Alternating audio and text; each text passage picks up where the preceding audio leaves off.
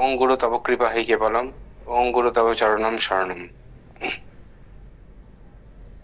বৃন্দাবনে বাবার গতকালকে যেটা বলেছিলাম যে আমরা বৃন্দাবনে পৌঁছেছি, তারপরে এবার মহেশ্বরী কুঞ্জে আমাদের বাবার যে থাকার ব্যবস্থা হয়েছিল সেটা মহেশ্বরী কুঞ্জে হয়েছিল, আমাদের গোবিন্দ মন্দির থেকে একদম কাছেই বৃন্দাবনে।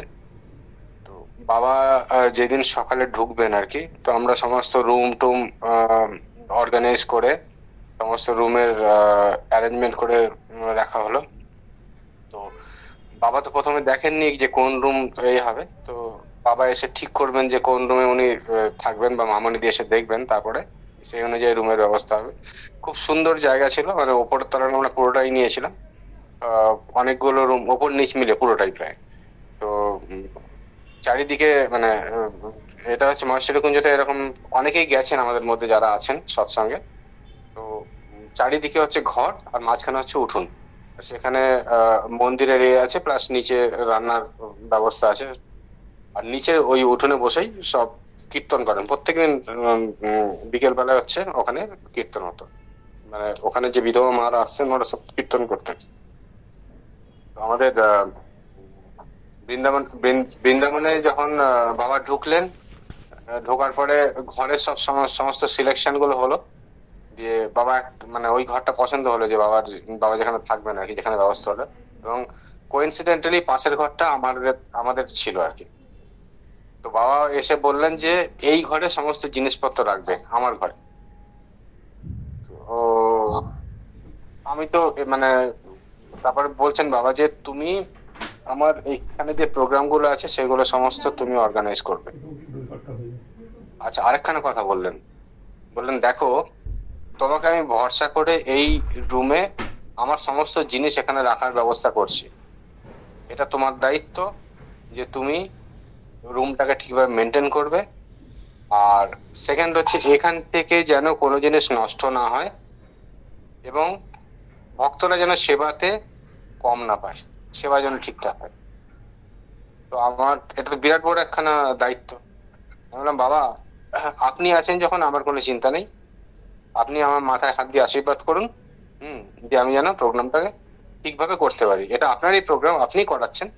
আমার আমাকে আপনি মানে যোগ্য হয়েছেন, সেই জন্য আহ, আপনার কাছে আমার অসংখ্য কৃতজ্ঞতা। বাবা হাসলেন, হেসে বললেন ঠিক আছে। বাবা মাথায় হাত দিয়ে ইয়েও করলেন, বললেন ঠিক হবে, তুমি করো। এবার উম, আচ্ছা, এইবারে বাবার একখানা ইয়ে ছিল, যেটা হচ্ছে সেবা। সমস্ত ভক্তদেরকে সেবা দাও, সমস্ত ভক্তদেরকে সেবা দাও, এটা হচ্ছে তোমার প্রথম কথা। তো সেবার কিরকম ব্যবস্থা, ভোর 4টার সময় ওঠা, ভোর 3:30 4টার সময় ওঠা, উঠে আহ ঘর মানে বাবা যেখানে হাঁটতেন ওই বারান্দাতে বাবা হাঁটতেন আর জব করতেন। ওই জবের জায়গাটা পরিষ্কার করা, পুরো একদম ঝাঁট দিয়ে তারপরে মুছে পরিষ্কার করা। তারপরে আহ, আহ, ভক্তরা আসতে শুরু করবে, ভক্তদের বসার জন্য জায়গা দেওয়া। ওখানে কীর্তন হতো, ভোরবেলা থেকে কীর্তন শুরু হতো। আর লঙ্কার টিম ছিল, এরা ছিল, মানে সবাই ছিল আর কি, মানে চাঁদের হাট। আর তারপরে হচ্ছে সেবার ব্যবস্থা, মানে 7টা হয়ে গেলে বাবা বলতেন সেবা দাও, সবাইকে সেবা দাও। আর প্রত্যেকদিন মানে এরকম ইয়ে ছিল, ভোরবেলা উঠতেন বাবা, উঠে এসে দেখতেন যে কি কি জিনিস আছে। আর তার আগের দিন সন্ধ্যেবেলা আমরা জিজ্ঞেস করতাম বাবাকে যে বাবা কালকে প্রোগ্রাম, কালকে আমাদের কি সেবার ব্যবস্থা হবে, কি করব। এই বাবা জিজ্ঞেস করতেন কি কি জিনিস আছে, আর নিজে ঘরে এসে দেখতেন, আচ্ছা এই জিনিসটা আছে, এই জিনিসটা আছে, এই জিনিসটা আছে, তোমরা এটা করো। হ্যাঁ। তো মেজরিটি ছিল আমাদের দই, তারপরে জিলিপি, আর পোহা, চিড়ে। তো এই এই জিনিসটা আমাদের বাবা খুব ইয়ে করতেন, আর দই জিলিপি। তো আমরা সবাই মোটামুটি আমাদের গ্রুপ ছিল, তো আমরা সবাই দইয়ের ইয়ে আনতাম। আচ্ছা, সেকেন্ড হচ্ছে আরেকটা জিনিস, এই যে শিক্ষাগুলো সেগুলো আমি আপনাদেরকে একটু বলতে চাই। যে বাবা আমাদেরকে, আমরা যখন মানে আশ্রমিক, এটা তো আশ্রমের ব্যাপারই তো। তো একটা জিনিস যেন নষ্ট না হয়। আচ্ছা, সেকেন্ড হচ্ছে যে বাবা বলতেন যে আমরা যেখান থেকে মিষ্টি আনতাম বা দই আনতাম, মানে আমাদের আইডিয়া ছিল যে আমরা ভক্তদেরকে সেবা দেবো যতটা সম্ভব, যারাই আসবে তারা সেবা পাবে, এবং যতটা সম্ভব ভালোভাবে একনিষ্ঠ ভাবে সেবা দেওয়াটা। তো সেবার মধ্যে একটা জিনিস হচ্ছে যে তুমি ওই সেবার সঙ্গে কতটা টাইম দিচ্ছ, নিজের টাইম, কতটা শ্রম দিচ্ছ। থার্ড হচ্ছে কতটা আন্তরিক ভাবে সেবাটা করছো। তিনটে জিনিস খুব ইম্পর্টেন্ট, বাবা সেটা বলতেন, মানে আমাদেরকে বোঝাতেন আর কি যখন ইয়ে করতেন। তো আমরা সব মানে ওই মোটামুটি 11 কিলো 12 কিলো দইয়ের যে ট্রে গুলো আছে সেগুলো আমরা বয়ে আনতাম প্রায় 1 কিলোমিটার দূর থেকে, কাঁধে করে। মানে এগুলো আমরা কিন্তু ওখানে ইচ্ছে করলে টোটোতে করে আনা যেত, প্রচুর টোটো ছিল, কিন্তু আমাদের ছিল যে না, আমরা কিন্তু শ্রমটা দেবো। এবং বাবা এটা চাইতেন খুব, মানে ইয়ে করতেন। উনি সামনে দাঁড়িয়ে দেখতেন আমরা কাঁধে করে নিয়ে আসছি ট্রেগুলো কাঁধে করে নিয়ে এসে ওপরে তুলছি সিঁড়ি দিয়ে। বাবা কিন্তু দাঁড়িয়ে দেখতেন, বাবা কিন্তু কিছু বলতেন না। অথচ আমাকেই বাবা একবার বলেছিলেন যে তুমি এই জিনিসপত্র ক্যারি করবে না। এটা কয়েক বছর আগে, 2017-18 দিকে বলেছিল তুমি জিনিসপত্র ক্যারি করবে না, ওরা আছে, ওরা জিনিসপত্র ক্যারি করবে, ওদের ওটা দায়িত্ব। কিন্তু বেনারস ইয়েতে বৃন্দাবনে দেখলাম যে বাবা কিন্তু আমাকে কিছুই বললেন না। যে আমি যে নিয়ে আসছি, হ্যাঁ, মানে বাবা আমাকে তৈরি করে দিয়েছেন সেইভাবে যে তুমি করতে পারবে, এটা করো। তো, ওনার এনার্জিটা দিয়ে দিয়েছেন। আচ্ছা, প্রচুর বাঁদরের উৎপাত ওখানে। মানে বাঁদর মানে কারো চশমা নিয়ে নিচ্ছে, কারো থলি থেকে থলি কেড়ে নিচ্ছে, এরকম মানে বাঁদরের ইয়ে।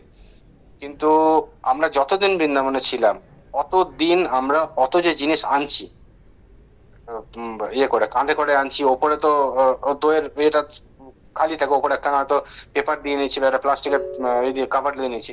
কোনোদিন কিন্তু বাঁদর কোনো জিনিসে অ্যাটাক করে না। মানে বাবার জিনিস যখন আসে তখন কোনো বাঁদরে কিন্তু অ্যাটাকের ব্যাপার থাকে না। অথচ অন্য খাবার জিনিস দেখলে ইয়ে হয়। একটা ঘটনা বলি, সেটা হচ্ছে যে এর মধ্যে আহ বাবা একদিন সন্ধ্যেবেলায় বাবাকে জিজ্ঞেস করলেন যে বাবা কালকে কি হবে, সেবার ব্যবস্থা কি হবে। বাবা বললো তুমি একটা কাজ করো, চিড়ে যতটা আছে চিড়ে আনার দরকার নেই, হুম, আর একটু ব্রেড এনে রাখো, আর এইসব জিনিস এনে রাখো। তো আমরা সেই অনুযায়ী ব্যবস্থা করলাম। আমরা সব গেছি বাজারে। তো বাজার দেখতে যেতে যাচ্ছি, তো একটা জায়গায় দেখলাম চিড়েটা একটু সস্তা। তো চিড়েটা যখন সস্তা তখন ভাবলাম চিড়েটা নিয়ে নি। 3 কিলো মতো চিড়ে নিয়ে নিলাম, নিয়ে আমরা সব হেঁটে আসছি। বাবা বলে দিয়েছেন যে চিড়ে আনার দরকার নেই, আমরা চিড়ে নিয়েছি। এটা থার্ড টাইম হলো বাবা যেটা বলছেন সেটা আমরা যদি না মানি কি হয়। কোনো কিছু হয় না, আমার পাউরুটি, আমাদের হাতে পাউরুটি আছে, সবকিছু আছে, কিন্তু একটা বাঁদর এসে চিড়ের প্যাকেটটাকে খুলে নিয়ে চলে গেল, মানে ছিঁড়ে দিল, রাস্তায় পুরো চিড়ে পড়ে গেল। আবার মনের মধ্যে হলো যে বাবা যেটা বারণ করেছেন সেটা যদি আমি করতে যাই কি হয়। তো এই এই এই ঘটনাগুলো বৃন্দাবনে তখন আমাদের যে মানে এতজনকে সকাল থেকে সেবা দেওয়া, দুপুরের সেবাটা যে যা নিজের করতেন, সকালের সেবাটা বাবা দিতেন। আর আহ, এত জিনিসপত্র নিয়ে যাওয়া নিয়ে আসা, কোনো ক্লান্তি ছিল না। মানে আমাদেরকে যেন এনার্জি ঠুসে দিয়েছেন বাবা।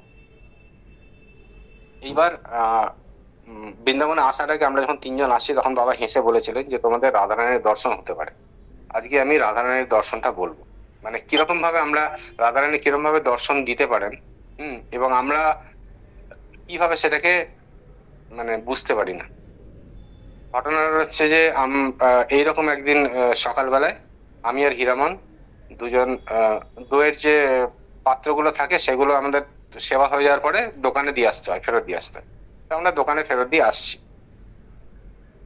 তো দেখি দূর থেকে, আমি একটু এগিয়ে গেছি, হীরামন একটু পেছনে আছে, আমি কি একটা মোবাইলে কথা বলছিলাম বা কিছু একটা করছিলাম, একটু এগিয়ে গেছি, হীরামন একটু পেছনে আছে। হঠাৎ করে দেখি কথোপকথন, মানে কথা শুনছি। তো ঘুরে দাঁড়িয়ে দেখি হীরামন একজনের সঙ্গে কথা বলছে।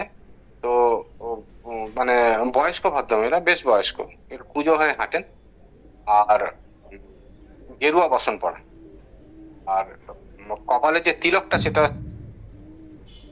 সে কালো, মানে বৃন্দাবনে যে কালো তিলকটা পরে ওই কালো তিলকটা, মানে কালো মাটি যে তিলকটা। আর চোখগুলো হচ্ছে, আমি ঘুরে যখন গেছি ওনার কাছে, মানে পরিষ্কার গায়ের রং, ফর্সা, আর চোখগুলো অদ্ভুত উজ্জ্বল, পুরো নীল রঙের, নীল চোখ, হুম, অদ্ভুত উজ্জ্বল চোখ। তো উনি আসছেন, তো হীরামন ওনাকে গিয়ে প্রথমে ইয়ে করেছেন যে মা, কিছু সেবা দিতে চাই, আপনি একটু সেবা গ্রহণ করবেন। বলছে আমি সেবা নিই না। সেকেন্ড, আমিও তখন গেছি, আমি বললাম মা একটু সেবা দেবো, এই যে মিষ্টির দোকান আছে, মিষ্টি থেকে কিছু ইয়ে করে, যদি কিছু দই খাবেন, কিছু মিষ্টি খাবেন, কিছু খাবেন। না আমি কোনো সেবা নিই না, আমি কোনো সেবা খাই, আমি কারোর সেবা নিই না। হ্যাঁ, আমি মিষ্টি খাই না। আচ্ছা মা তাহলে একটু প্রণাম করি। বলছে আমি কারোর প্রণাম নিই না। হ্যাঁ, আমরা জোর করতে শুরু করেছি তখন, যে মা একটু কিছুতে নিতে হবে। আচ্ছা মা একটু কিছু টাকা দিই, টাকা নিন কিছু। আমি কারোর টাকা নিই না। মানে আমরা যা বলছি উনি তাই না করছে, আমরা যা বলছি উনি তাই না করছেন। কিছুতেই আমরা কিছু ওনাকে মানাতে পারলাম না যে উনি আমাদের কাছে কিছুটা নিন, কিছু সেবার নিন। দোকান পাশে আছে, আমরা দোকানে আনতে যাচ্ছি, বলছেন না নেবো না, কোনো জিনিসে না, সব জিনিসে না করছেন। হ্যাঁ, দিয়ে তখন আমরা কি করলাম, আমরা দূর থেকে প্রণাম করলাম, আমাকে প্রণাম করে আমি হিরাম বললাম দেখো কি করব, ইনি তো নিতেই চাইছেন না কিছু, কি করা যায়। হিরাম বল চলো দাদা আর কি করবে। আমরা ঘুরেছি, জাস্ট ওনার সঙ্গে কথা বলে ঘুরে, মানে যেদিকে উনি, আমরা যেদিক দিয়ে আসছিলাম উনি পেছনে ছিলেন আর কি, বাবার বাঁশবাড়ি কুঞ্জটা আগে ছিল। আমরা ঘুরে দুপা মতো হেঁটেছি, হেঁটে ঘুরে দেখি নেই, উনি কাছাকাছির মধ্যেই নেই, মানে কোনো জায়গাতে ওখানে খুঁজলাম, ওই জায়গাতে কোনো জায়গায় পেলাম না। তখন আমরা বুঝতে পারলাম যে বাবার এ কি, মানে ওই রকম উজ্জ্বল চোখ, ওই চোখটা আমার এখনো পর্যন্ত ভাসে। মানে উম, আর ওই চেহারাটা, ওই উনি যে ওই রকম যখন হাঁটেন, উনি যে মানে আমরা দুটো পায়ে এগিয়ে আসার পরে যে উনি যে অদৃশ্য হয়ে যাবেন অত তাড়াতাড়ি, আমরা ভাবতেই পারি এটা কে হতে পারে। তো উম, যাই হোক, মানে এটা ভাবনার বস্তু, আমাদের লজিকের মধ্যে পড়লো না এটা। মানে আমাদের যে লজিক্যাল ব্রেন আছে সেই ব্রেন দিয়ে এটা বোঝা যায় না যে আমরা কি দেখলাম কি করলাম, আমরা ধরতে পারলাম না কেন ওনাকে। তো এটা হচ্ছে যে একটা রাধারানীর দর্শনের কথা। আর আমি আরেকখানা কালকে কালকে না, সোমবার দিন, আমার তো নেক্সট সোমবার আছে, সোমবার দিন আমি রাধারানীর আরেকখানা দর্শনের কথা বলবো। সেটা হচ্ছে রাধাকুণ্ডে, এবং সেটা হচ্ছে বাবা রাধা অষ্টমীর দিন। মানে বাবার যে রাধারানী, বাবার সঙ্গ, মানে বাবার যে ওতপ্রোত রাধারানীর সঙ্গে বাবা যে জড়িত, সেটা ওখান থেকে বোঝা যায়। উনি বলতেন, বাবাকে আমি কয়েকবার বলতে শুনেছি যে রাধা অষ্টমীর দিন রাধারানী আমার কাছে আসেন, রাধারানী আমার দর্শন নিতে আসেন, আমার নিতে আসেন। আমি সোমবার দিন এই ঘটনাটা বলবো। প্রণাম, জয় গুরু। প্রণাম দাদা, প্রণাম।